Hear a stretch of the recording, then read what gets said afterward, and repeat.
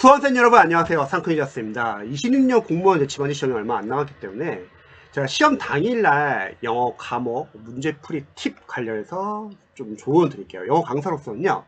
자, 첫 번째, 지방지 영어를 풀 때요. 여러분들 번호 순서대로 풀지 마시고 반드시 어휘, 문법, 생활영어 암기 파트를 먼저 풀고 그 다음에 독해를 푸시기 바랍니다. 만약에 번호 순서대로 풀면 문제가 뭐냐면 독해가 앞부분에 나오는 경우가 많거든요.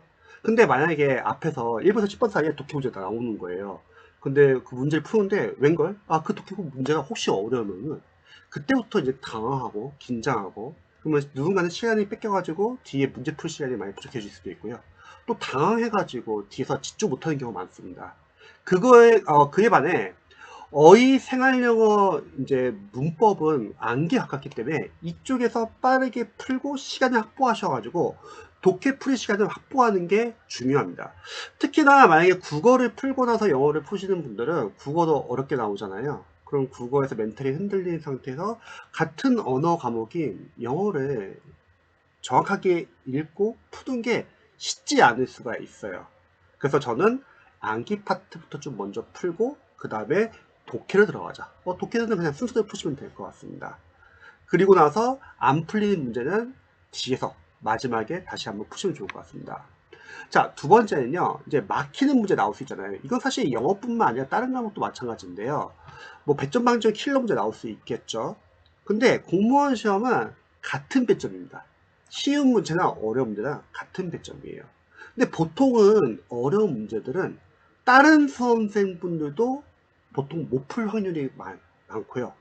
그리고 특정 과목이 만약에 어렵게 출제되면은 그해 해당 과목의 합격컷은 떨어질 수밖에 없습니다.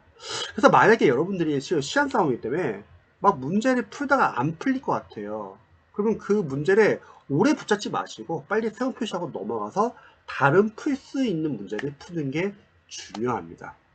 시험이 만약에 어렵게 나온다고 하면은 그 과목 합격컷은 떨어질 수밖에 없기 때문에 그때부터는 누가 어려운 문제를 많이 맞췄냐의 싸움이 아니라요. 그거 빼고 누가 맞춰야 할 문제에서 실수를 줄였냐가 중요합니다. 대신에 그렇게 풀 수 있는 문제를 빠르게 다 풀고 실수를 줄이고요. 그럼 다시 어려운 문제 넘어가잖아요. 그러면 어려운 문제는 해결책은 제가 444수법에서 늘 강조했던 선지송법을 활용해 주세요.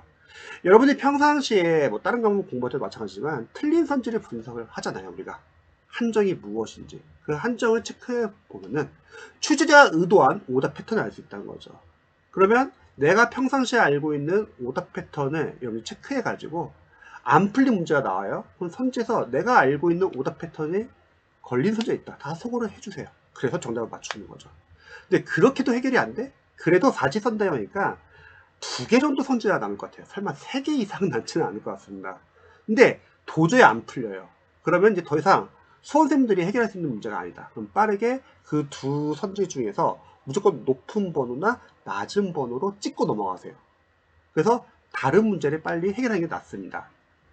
다음에 독해를 풀다 보면은 해석이 안 되는 문제가 나올 수 있잖아요. 아니면 특정 어휘를 모른다거나 그때 여러분들이 그 해석이 안 되는 문장을 오래 붙잡지 마세요. 시간 싸움이기 때문에 다른 과목도 풀어야 되잖아요.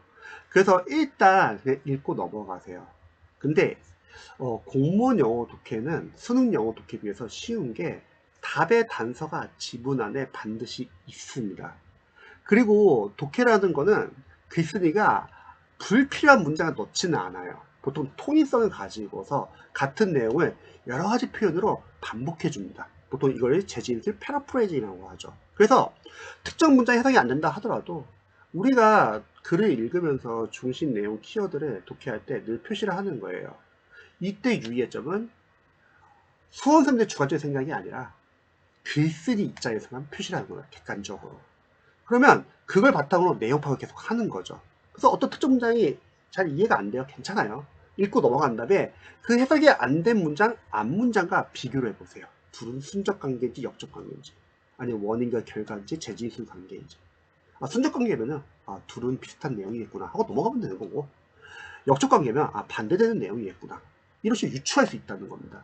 모르는 단어가 나와도 마찬가지라는 거죠. 앞 문장과 비슷한 단어들 찾아가지고 유추하면 되는 것 같아요.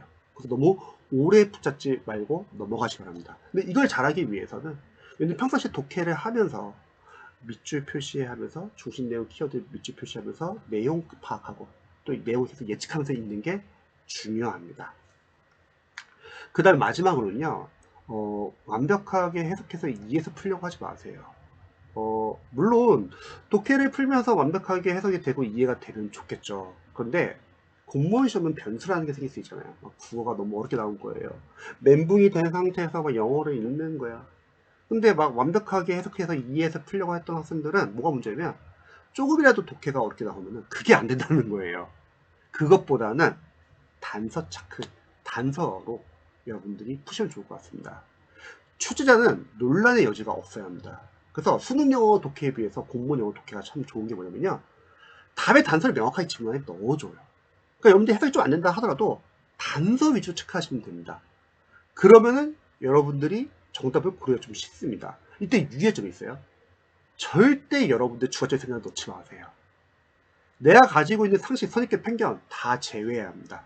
오로지 지문 안에서만 글쓰기 입장에서 근거만 찾으세요. 왜냐면 수험생 입장에서 만약에 단서 찾잖아요. 주관적 생각이 강하신 수험생들은 모든 선지자를 전부 다 공포예요. 그래서 단서 체크로 연습을 하자. 그게 중요합니다. 해석에 의존해서 하다 보면은 조금이라도 문장이 어렵거나 아니 조금이라도 독해 지문이 어렵거나 하면은 해석이 안 돼요. 빨리 읽다 보니까. 공무원 영어 독해 시험이 어려운 이유는 내용 자체가 어려운 게 아니라요, 시간 싸움이잖아요. 110 문제를 5과목을 빨리 풀어야 되니까. 100문제를 110분 안에. 그래서 여러분들이 완벽한 해석보다는 답의 단서를 찾는 연습을 하자. 지문 안에 반드시 있다. 그래서 이 정도만 체크하시면 좋을 것 같습니다. 학교생분들이 많이 도움이 되었던 방법이기 때문에 여러분들 참고해 보시고 지방지 영어 시험 잘 보시면 좋을 것 같습니다. 영상 봐주셔서 감사합니다.